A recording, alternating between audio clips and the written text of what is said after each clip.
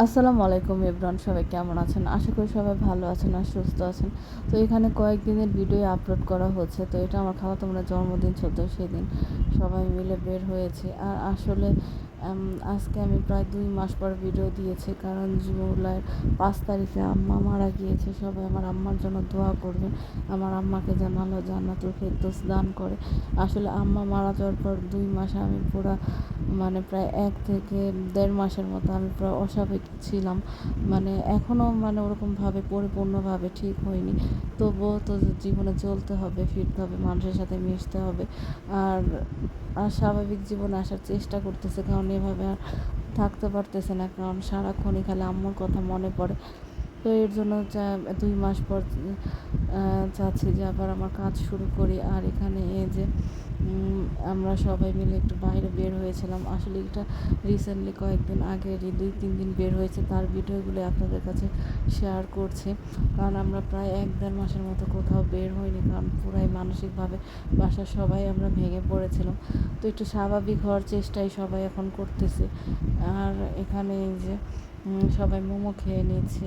আসলে কি বলবো, পৃথিবীতে মার মতো আপন কেউ নেই, কারণ যত কিছুই থাকুক, মা চলে গেলে যে কী কষ্ট, আসলে যার মা চলে গিয়েছে পৃথিবী ছেড়ে, সেই একমাত্র বুঝতে পারে মার কষ্টটা কী। আসলে স্বাভাবিক হওয়াই যায় না, যতই স্বাভাবিক হওয়ার চেষ্টা করি, ক্ষণে ক্ষণে খালি মার কথাই মনে পড়ে।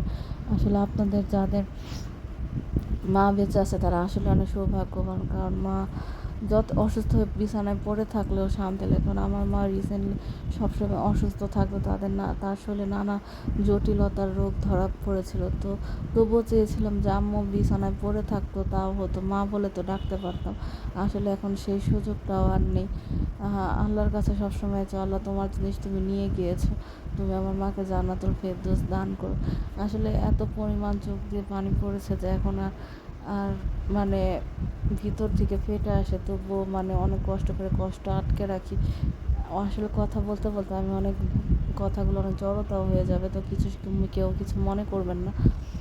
আসলে মার কথা এত পরিমাণ মিস করি, মাকে ছাড়া আসলে দুনিয়াটাই আসলে অচল। তবুও জীবনে বাঁচতে হলে স্বামী সংসার নিয়ে সবাইকে নিয়ে স্বাভাবিক জীবনে আসতে হয়। তো সেটাই আসার চেষ্টা করতেছে। তো এর জন্য কী করে আপনাদের ভাইয়া বা আমার ভাই সবসময় চেষ্টা করে আমাকে, আমার ভাইয়ের বউকে বা সবাইকে, আমার ছেলেকে নিয়ে একটু বাইরে যাওয়ার ছুটির দিনে। তো এই তো আমরা একটু বাইরে ঘোরাঘুরি করি। তো এটা 2-3 দিনের ভিডিও একসাথে শেয়ার করে আপনাদের কাছে দিচ্ছি, কারণ এখন আসলে ভিডিও করার ইচ্ছে হয় না। তবুও কাজ যেহেতু এই প্ল্যাটফর্মে করি, স্বাভাবিক জীবনে ফিরতেই হবে, তাই স্বাভাবিক জীবন ফেরার একটু চেষ্টা করতেছি। আর কিছু না। তো যেহেতু আমি প্রায় 2 মাস ধরে আমার মার বাসায় থাকি, এখন চেষ্টা করছি ওখানে গিয়ে আস্তে আস্তে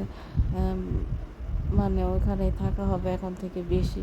তো সেজন্য আসলে নিজের সংসার ছেড়ে আরেক জায়গায় যে থাকে, এটাও আসলে কেমন যেন একটা অন্যরকম একটা কিছু বলে ভাষায় প্রকাশ করার মতো না। কারণ এতটা কষ্ট পেয়েছি মা মরে যাওয়ার পর, এই কষ্ট কাউকে বোঝাতেও পারবো না। আসলে আমার কথা একটু এলোমেলো হতে পারে, আপনারা কেউ কিছু মনে করবেন না, সবাই আমার মার জন্য দোয়া করবেন। আর আসলে আমি লাইভে এসে বা সামনাসামনি আমার কষ্টগুলো বলতে পারবো না, দেখে একটা ভিডিওর মাধ্যমে আপনাদের সাথে শেয়ার করলাম। সবাই দোয়া করবেন।